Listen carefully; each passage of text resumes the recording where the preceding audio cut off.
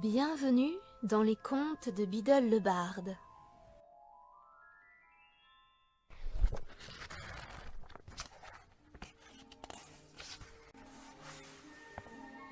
Je vais te raconter l'histoire de la fontaine de bonne fortune.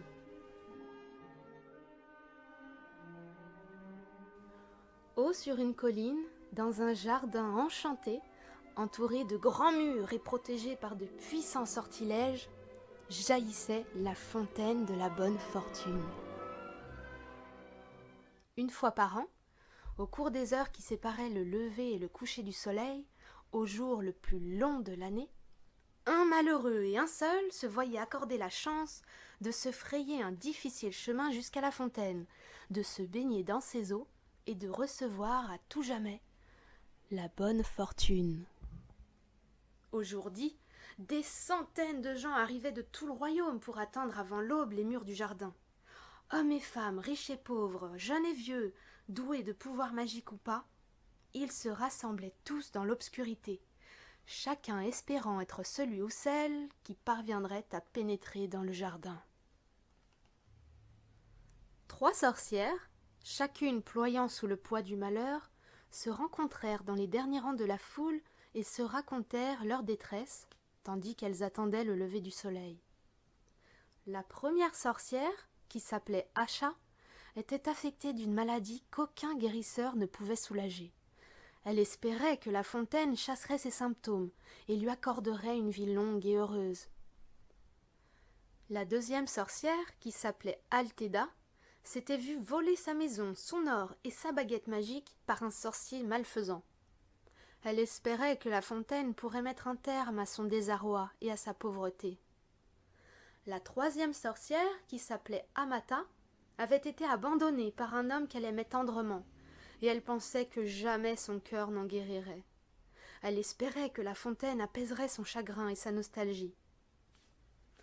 Prenant pitié l'une de l'autre, les 3 femmes tombèrent d'accord pour s'unir et essayer d'atteindre la fontaine ensemble. Le premier rayon de soleil fendit le ciel, et une brèche s'ouvrit dans le mur.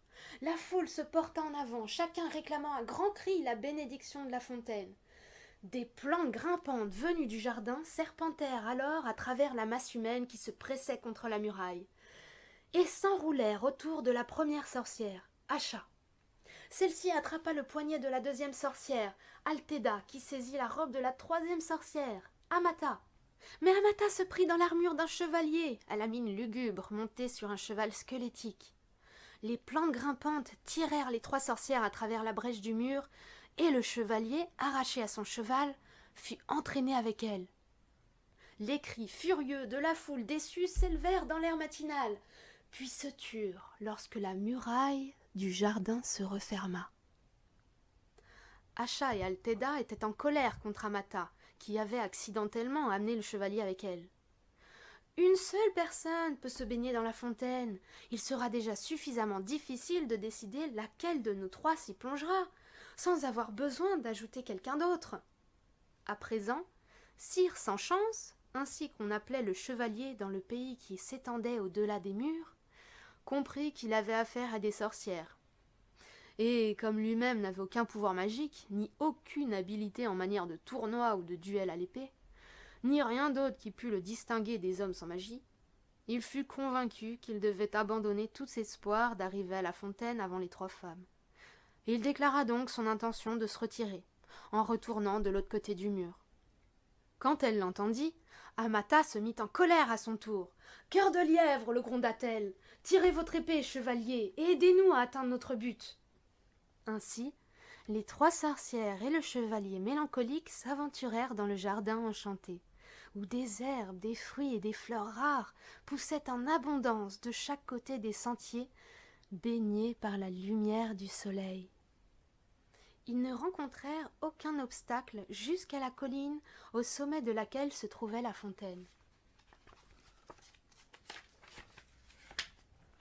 Là, cependant, enroulé autour du pied de la colline, il y avait un ver blanc, monstrueux, boursouflé et aveugle. À leur approche, il tourna vers eux une tête affreuse et prononça les paroles suivantes. Payez-moi avec la preuve de votre douleur. Sire sans chance tira son épée et tenta de tuer la bête, mais sa lame se cassa net. Puis Altéda jeta des pierres au ver, tandis qu'Acha et Amata essayaient tous les sortilèges qui auraient pu le soumettre ou l'envoûter. Mais le pouvoir de leur baguette magique n'était pas plus efficace que les pierres de leur ami ou l'acier du chevalier. Le ver refusait de les laisser passer. Le soleil s'élevait de plus en plus haut dans le ciel, et Acha, désespéré, se mit à pleurer. Le grand ver appuya alors sa tête contre celle d'Acha, et but les larmes qui coulaient sur ses joues. Sa soif apaisée, il s'écarta en ondulant et se volatilisa dans un trou. Se réjouissant de sa disparition, les 3 sorcières et le chevalier entreprirent d'escalader la colline, persuadés qu'ils atteindraient la fontaine avant midi. Parvenus à mi-hauteur, cependant, ils trouvèrent devant eux ces mots inscrits sur le sol. « Payez-moi avec le fruit de votre labeur. » Sire sans chance prit son unique pièce de monnaie et la posa sur le flanc herbeux de la colline, mais elle roula sur la pente et fut perdue. Les 3 sorcières et le chevalier poursuivirent leur escalade. Pourtant, ils eurent beau marcher pendant des heures, ils n'avaient pas avancé d'un pas. Le sommet ne s'était pas rapproché et l'inscription était toujours gravée dans la terre devant eux. Ils étaient découragés, tandis que le soleil s'élevait au-dessus de leur tête et commençait à redescendre vers l'horizon lointain. Mais Altéda marchait plus vite et avec plus de force que les autres, et elle les exhortait à suivre son exemple, bien qu'elle ne parvint toujours pas à monter plus haut sur la colline enchantée. « Courage, mes amis, n'abandonnez pas !» s'écria-t-elle en s'épongeant le front. Alors que des gouttes de sueur luisante tombaient sur le sol, l'inscription qui leur barrait le chemin s'effaça, et ils s'aperçurent qu'ils pouvaient à présent recommencer à monter. Enchantés de la disparition de ce deuxième obstacle, ils se hâtèrent en direction du sommet, avançant le plus vite possible jusqu'à ce qu'ils aperçoivent enfin la fontaine qui étincelait comme du cristal dans un berceau d'arbres et de fleurs.